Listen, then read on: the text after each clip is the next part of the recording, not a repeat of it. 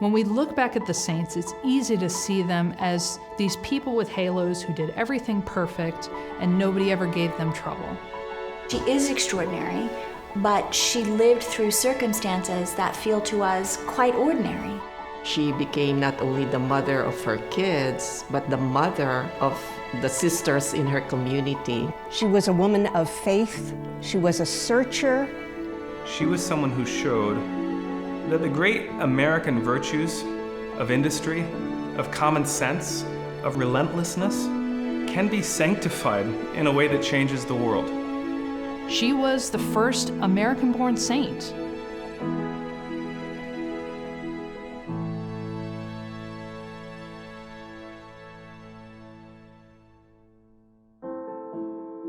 To keep a poor soul who came to this country for his life, 30 days locked up in such a place. Smoke and wind from all corners, walls cold and damp. It would be thought dangerous, even for a person in good health. Elizabeth met her future husband, William McGee Seton, when she was in her late teens. She was a beauty, she was witty, and William was this tall, handsome son of a merchant. She could hardly believe her good fortune after this difficult childhood that she'd had. Their life together was a life of adoring love. Within a few years, they had 5 children. There was this one shadow that creeps in, and that was William's health. And the merchant enterprise that he ran was running into bankruptcy. William had a long-standing relationship with an Italian merchant clan, the Felici, and the hope was that the Italian climate would heal William's body, and this merchant clan would help rebuild William's business. They arranged to set sail for Italy in October of 1803. Instead of being warmly welcomed by friends, Elizabeth, her husband, and their daughter Anna Maria were put into quarantine in a converted prison, a place called the Lazaretto. They're literally rowed out to this place in a little boat.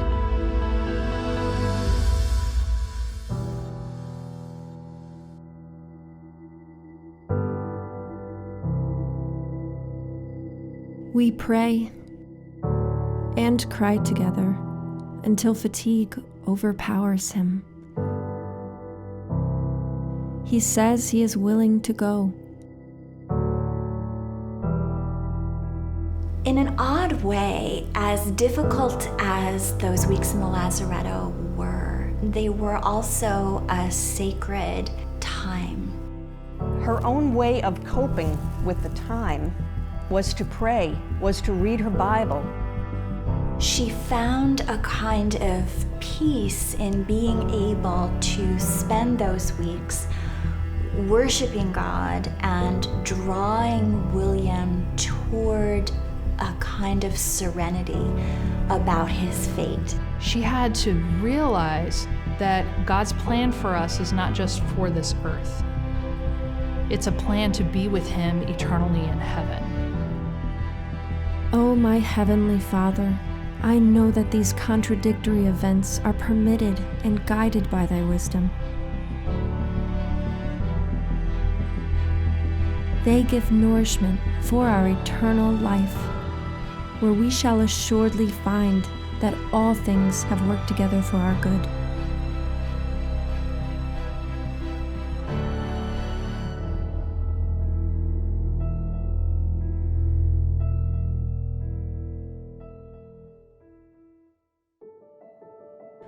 I cannot doubt the mercy of God, who by depriving me of my dearest tie on earth, will certainly draw me nearer to himself. William died after they had been released from quarantine. She was taken in by the Felici, and she was grieving and stunned. The Felici care for them very tenderly, very generously, but they also decided to introduce this grieving widow to the Catholic faith. I am hard pushed by these charitable Catholics who wish that so much goodness in me should be improved by a conversion. I cannot think there's the better way, but I do confess that the Catholic religion is full of those meanings which interest me so. So a lot of what attracted Mother Seton to the faith she found in Italy, with the art, the beauty, the structures, the rites. Mother Seton wanted something fully human, just like Jesus was. She had always wanted to feel in the presence of the divine. Elizabeth Ann Seton believed in the real presence in the Eucharist, that Jesus Christ, body and blood, soul and divinity, is present in the holy sacrifice. We have an opportunity to be related by blood to the creator of the universe. That's the intensity of what the Eucharist means to a believing Catholic.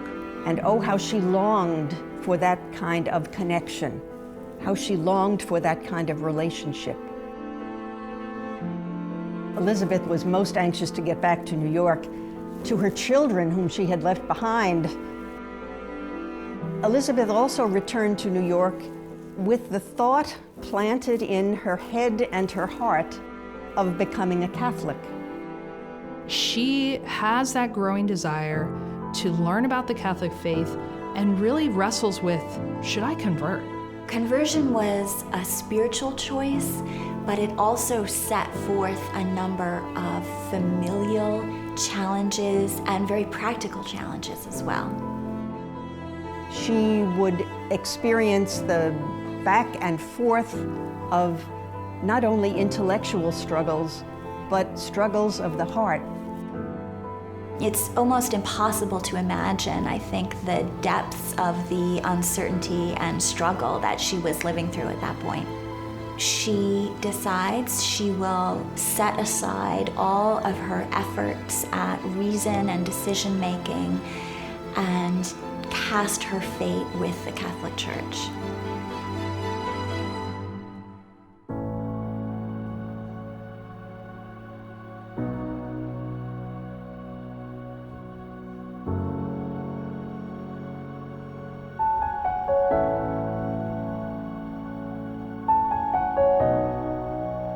I cannot see the way to please you, my God, whom I alone wish to please.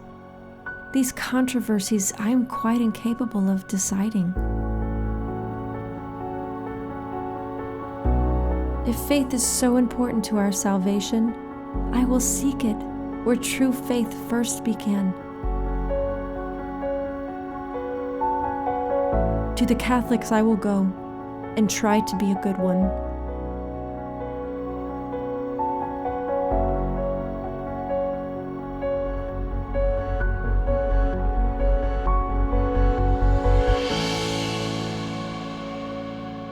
It is done.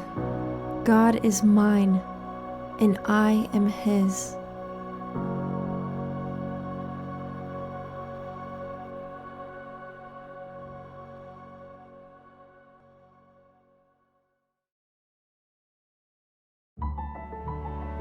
Providence has disposed for me a plan after my own heart.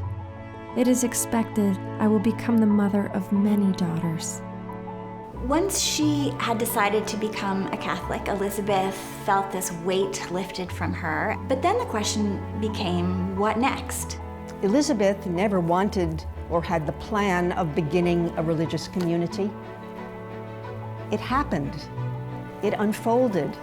She was approached by Bishop Carroll and Samuel Cooper to start a school out in Emmitsburg, Maryland, but not just start a school, to start a religious community also. There she could live a life of prayer and service. When St. Elizabeth Ann Seton formed a community here in Emmitsburg, they called themselves the Sisters of Charity. And so Elizabeth Ann Seton, first American foundress, is the first Sister of Charity. These are pioneering women. They decided, look, we're gonna go, we're gonna serve these people, and you know what? If we have to live in a stone house with 2 rooms, we're gonna make it work.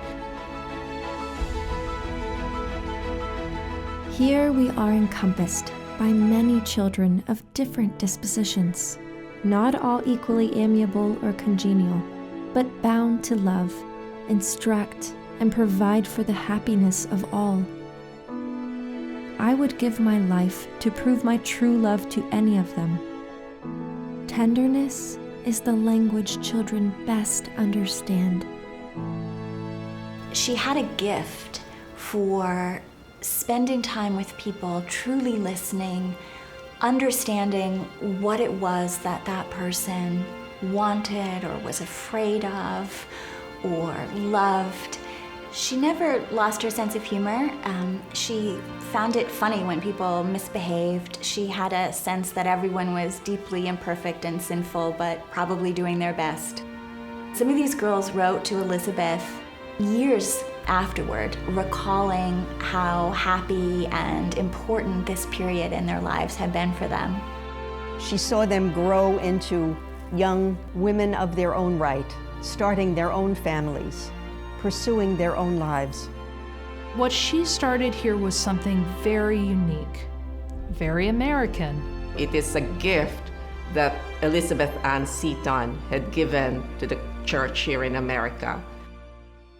It began here and went to all different states, all different areas in North America, and different parts of the world too. They were an absolutely essential part of the growth of the church. And this is the place, this little seed, where she began the community, and it continued to grow and flourish from there. Sisters are now established in New York, as in Philadelphia, for the care of orphans. There is every hope that it is the seed of an immensity of future good.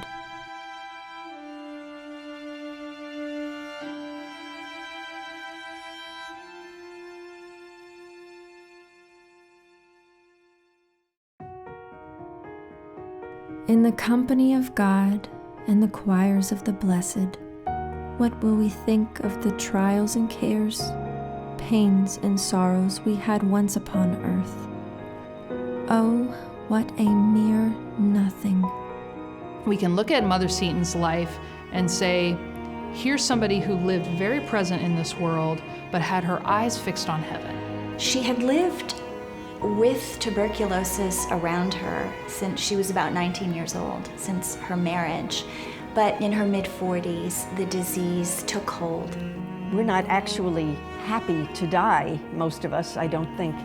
But for her, it was the culmination of her life. It was a life that she had lived, pointed toward God. And now she would see her God face to face.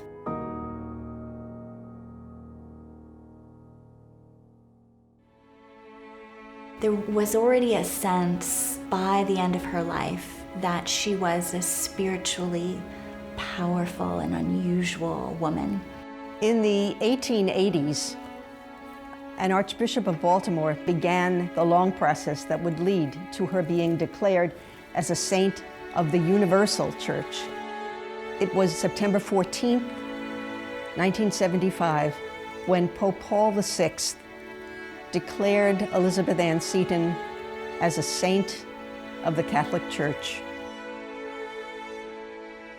Without her, there would not have been this whole path of Catholic community life that becomes available to early American women. She expressed her love for Christ by her love for the poor, the people that she served. She was someone like us. She was an ordinary woman. Elizabeth Ann Seton is an indispensable image and an indispensable witness to the way a normal American woman can become like Christ and transform the church. And it isn't just the sisters who are living this out.